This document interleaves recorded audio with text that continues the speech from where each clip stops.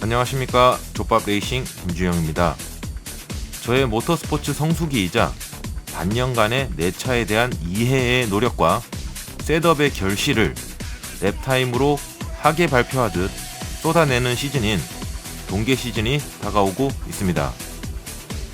올해는 FF 벨로스터 N과 RR 포르쉐 991 GT3 RS와 더불어 아직 공개되지 않은 의문의 FR 차량 한 대까지 총 3대의 차량이 주행 준비에 한창입니다. 그중 벨로스터 N은 저만 운전이 가다듬어지고 준비가 되면 내 차가 그리고 제가 뽑아낼 수 있는 한계치까지 무난히 도달할 수 있을 것으로 판단이 되고 큰 셋업의 변화 없이 이번 동계 시즌을 마무리할 것 같습니다. 이에 반해 포르쉐 991 GT3는 아직 셋업이 한참 진행 중에 있고 서스펜션과 브레이크는 일찌감치 기본 셋업이 완료되었지만 아직 추가적인 프론트 양쪽 쇼바 마운트를 잇는 스트럿바 보강 작업과 에어로다이나믹에 대한 그런 보강이 마무리 단계에 이제 접어들고 있습니다. 현재 제가 작업 중인 내용은 마무리되는 대로 강론으로 각각 업로드할 예정입니다. 저에게 트랙 주행 비수기 기간 동안 GT3 RS를 너무 오랫동안 타지 않아서 내 차에 대한 감이 사라질까 경계를 하여 보슬비가 내리는 날에 시동을 걸고 저와 에마의 안전을 위해 모든 전자장비는 다 끄고 시작합니다. 그리고 여러분들께 조금이라도 더 저의 카라이프를 있는 그대로 모습을 보여드리고자 기본적인 촬영 장비들을 세팅하여 집 근처에 차가 드문 가파른 산길로 차량 통행이 적은 시간대를 선택하여 들어가게 됩니다. 저는 셋업 변경이 있거나 새로운 차량을 간략히 테스트할 때 주로 찾는 그런 곳인데요. 이곳의 고저차는 가히 엄청나고 경사가 급격히 변하는 코스인지라 과속하지 않고도 충분히 급격하게 하중을 이동시켜 볼 수 있고 차량의 밸런스를 테스트하고 적응하기 좋은 그런 코스라 생각이 됩니다. 몇 달 만에 주행하는 GT3 RS는 낯설 법도 한데 핸들만 잡으면 언제 그랬냐는 듯 질주 본능이 막 솟아오릅니다. 본격적인 주행과 테스트에 대한 소감 그리고 국내 카레이싱에 관한 이야기를 하기 전에 먼저 어떤 의미에서 확대 해석되고 또 많은 오해를 가지고 있는 포르쉐의 후륜 조향 시스템에 대해 먼저 설명을 드리고 그렇게 넘어가고자 합니다. 991 MK2에 와서 더욱 정교해지고 이제 거의 모든 911 차량에 기본 탑재되는 이 후륜 조향 시스템은 모든 전자장비를 다 꺼도 작동하는 어쩌면 퓨어한 스포츠카의 움직임을 쫓는 분들께 계륵같은 존재로 그렇게 비춰지기도 합니다.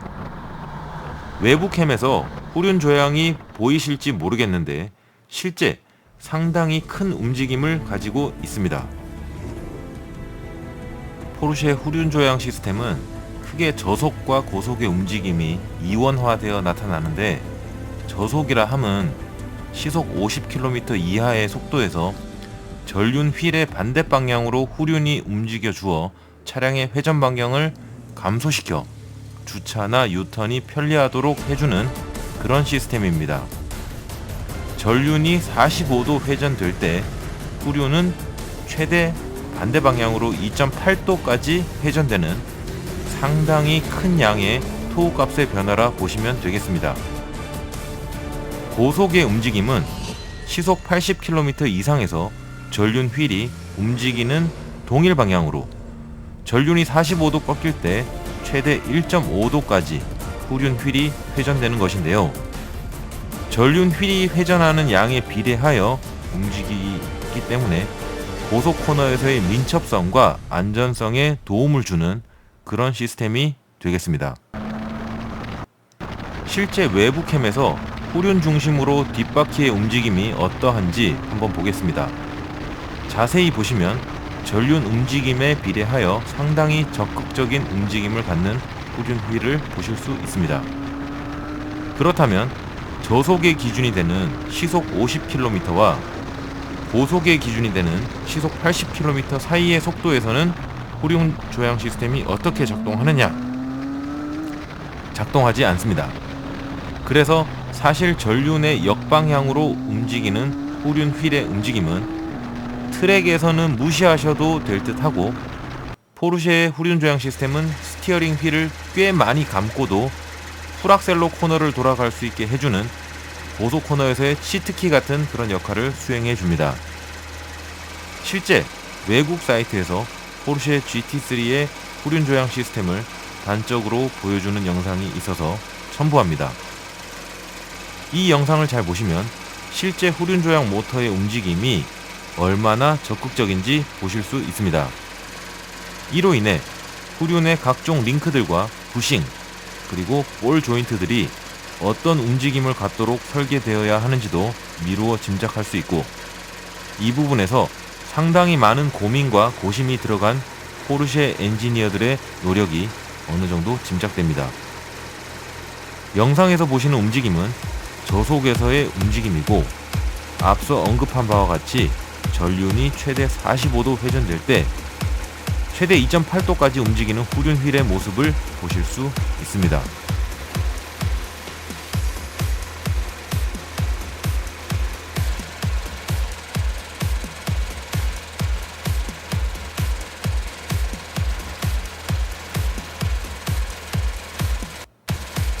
이렇게 후륜의 적극적인 움직임을 느끼고 상상하며 조금씩 페이스를 올려서 GT3 RS와 다시 친해지기 작업에 들어갑니다.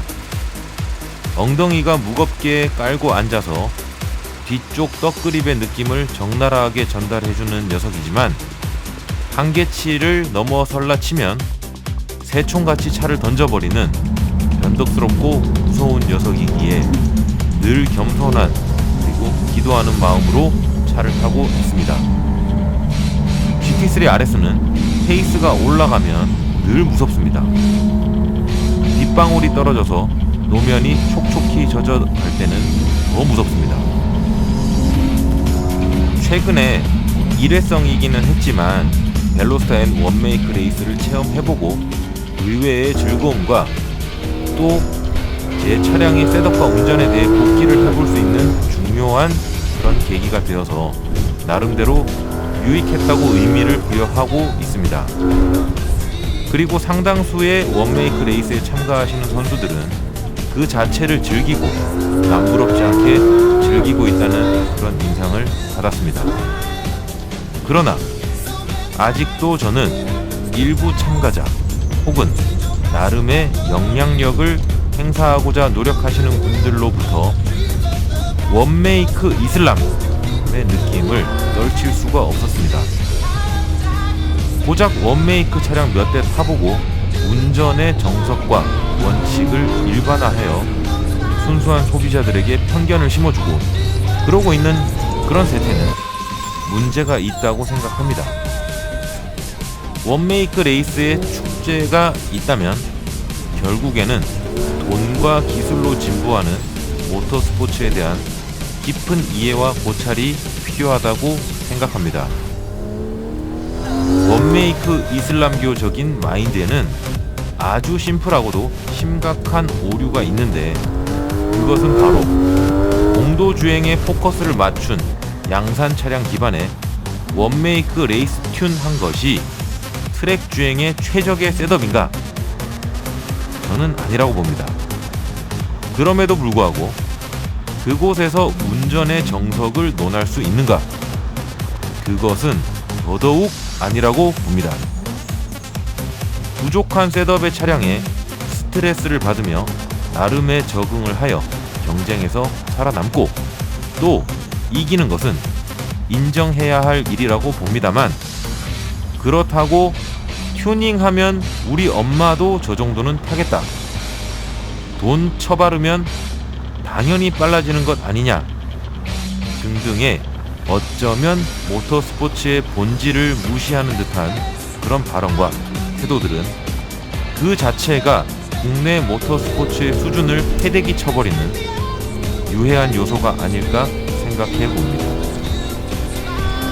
부족한 셋업에 고생하시는 원메이크 레이스 참가자들도 당연히 존중받아야 하겠지만 경기 운영의 타당성 문제는 차치하더라도 가령 넥센전 같은 드라이버의 운전과 그리고 기술의 진보 그리고 셋업의 다양성을 인정하는 그런 아마추어 레이스가 성장해야 균형 있는 모터스포츠의 발전을 기약할 수 있으리라 생각을 하는데, 여론몰이에 휩쓸려 원메이크 레이스에 지나치게 편중되고 튜닝과 셋업을 천대시하는 그릇된 풍토가 참 아쉽습니다.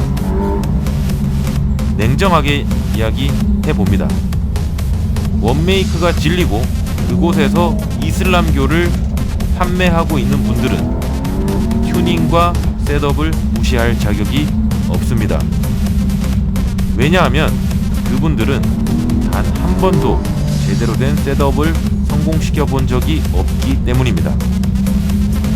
내가 못하는 것과 내가 하지 않는 것은 정확히 구분할 수 있어야 하겠습니다. 꼭 할 것 없는 시간 많은 것들이 튜닝이니 셋업이니 찾는단 말이야. 나는 시간은 있지만 그런 것에는 관심이 없어. 난 죽을 때까지 원메이크다. 참으로 슬픈 그리고 익숙한 대사입니다. 우리나라는 이슬람의 마인드에 그닥 익숙한 나라는 아닌 것 같습니다.